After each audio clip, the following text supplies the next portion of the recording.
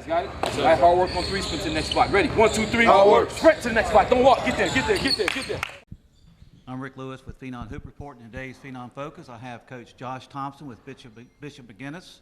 Thank you, Coach, for coming on today. Thanks for having me. Coach, tell us a little bit about yourself. How long have you been at Bishop McGuiness, and how long have you been involved in coaching at the high school level?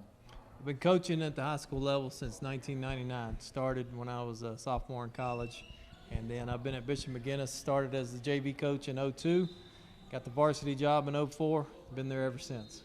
In 2009, you won your first state championship, and then this last year, in 2019, you won your second championship. Now, the second one had to be especially sweet because you guys weren't ranked at the top of the rankings going into the playoffs. Tell a little about your playoff run going into the state championship game. Yeah, well, speaking about the rankings, they're kind of misleading a little bit because of the way it's done. It's all mathematical. Right. So we felt like we were a good team. We felt like we were a contender for the title, but we knew once we saw our road, we had to play some really good teams along the way. Now, you were seeded what going into the state playoff? 9, number 9. How many teams were going into it in the 1A? 64. 64, so you were seeded 9th. Mm-hmm. So the first game, who did you play in that game? First game, we played Mount Airy, which is a conference opponent, a little bit of a rivalry game for us in the first round. Luckily, we were able to get them at home, and we pulled away in the second half of that one. And you won that game by? About 12 points. 12 points. Yeah. After that, who did you play? Second round, we went to Mitchell, and we were actually down at halftime on the road. We had to go on the road because they were a higher seed than we were. Down at halftime, battled back through some adversity in the second half. We're able to win that one by 10. By 10. Yeah. After that game, who did you play? That game, we go on the road to the overall number 1 seed, Okay. Winston-Salem Prep, who's what they've done over the last few years has been amazing. They're really good and really well coached, and we had to go to their place. Right, and that's not an easy place to play at. No, it was the 4th time we had played them in the year, which kind of worked in our favor, having known them through conference play and the conference tournament championship. We were able to play really well. We controlled the pace of the game.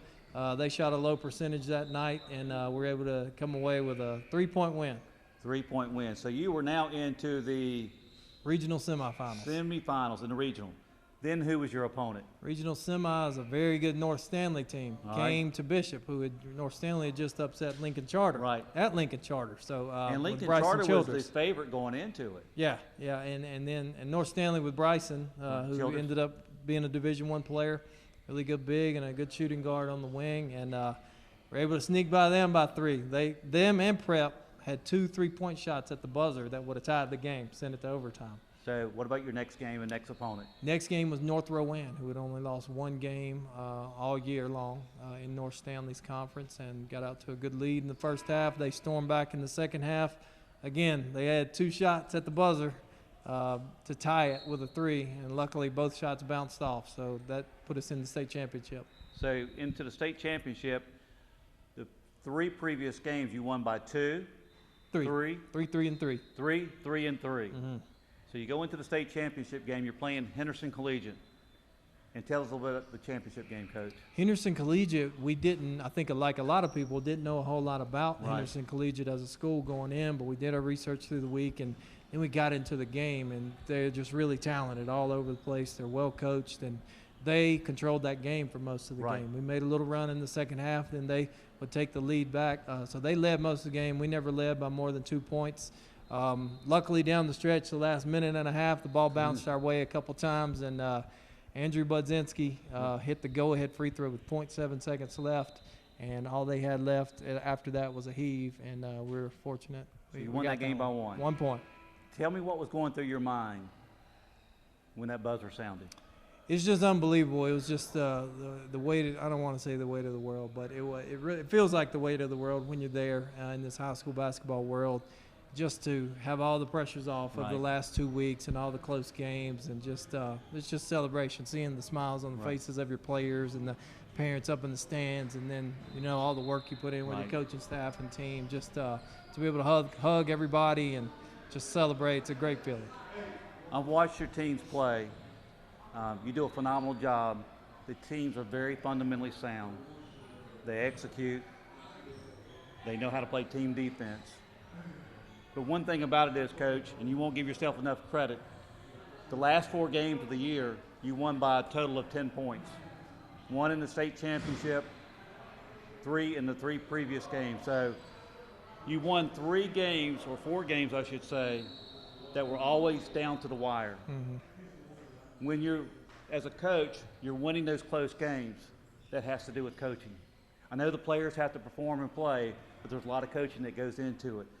As a coach, throughout any of those 4 games, tell me something that, as far as an adjustment you made, that you felt like made a difference as far as momentum in each one of those games. Well, first, I'd just like to say, along that run, so many things had to go our way. Right. And what I told our guys this after season, I felt like God honored our work because we prayed before every game. We try to, honor Him with how we play, how hard we play. I felt like He honored us, during that run. I don't know that the Lord cares who wins basketball games, but I feel like He honored our work. Outside of that, I felt like our coaching staff put together really good scout reports. We knew the players that we were going against and their tendencies, and we were able to kind of design our game plans based on that. And if we were able to keep a guy from going right one time and he passed that instead of making a shot, that one possession could make a difference in the game. And, it did those last 4 games. One possession can matter. There's one person that you coached that both of us have a very strong emotional tie to. Mm-hmm. That's Spencer Wilson. Mm-hmm. And I saw you recently at his wedding. Tell us about your relationship with Spencer and what he meant to you as a person and as being able to coach that young man. Sure. Spencer just made me a better coach and just a better person, having known him and his family, having coached him when he was just coming back from his cancer, being able to play AAU again. I've got pictures of him. He came up to my shoulders, real frail and skinny. And then seeing him go into high school, got stronger, getting all the stuff out of his body, getting back to his normal self. And then being able to go to his wedding, and now he's so big and strong. And he's a special guy to me and my family. For people who are listening that don't know who Spencer Wilson is, Spencer is a 2-time cancer survivor. I first met Spencer when my son Tyler was at Forsyth Country Day. And I will never forget, his dad called me up out of the blue and says, "You don't know who I am, but my son watches Tyler, and is there any way that you can have Tyler work with Spencer a little bit?" And at the time, I gave Tyler the phone number, and eventually Tyler started to work with him, and we developed a relationship. And I remember Spencer fighting through cancer. He had cancer at the time and was going through chemotherapy and radiation, but he still played. Yep. I never met a young man that had so much heart, that was so driven because he loved the game of basketball. But there was one instance that Spencer had at Bishop McGuiness you need to tell the audience about. Yeah, it was our dedication game in which we had our players dedicate their performance that night to somebody that meant a lot to them in their lives. It could be somebody that was still alive or somebody that passed away. He dedicated the game to his friend Josh Rominger, who was about Spencer's age, but he had cancer as well. And Josh lost his battle with cancer. So Spencer dedicated the game to Josh. And Spencer ended up making a 3/4 court shot to win the game at the buzzer by 1 point. And ESPN actually did a great E60 on it called the dedication game. So people can find that on YouTube. It's a great uplifting story that you can learn about Spencer and Josh and our game that night. Well, I think that his testament, his faith, that shot, I really honestly believe there was divine intervention. Yeah. That was special. I remember that. But, Coach, the one thing that impressed me about you is I watch you coach at the travel ball level and at the high school level. You're a true professional. When I watch you on the sidelines, you conduct yourself in the most professional way. Your body language, the way you communicate to the players, you're an inspiration and a leader to these young men. And the players at Bishop McGuiness are really fortunate to have you, not only as their coach, but their mentor. Thanks, Rick. I appreciate that. And that goes a long way.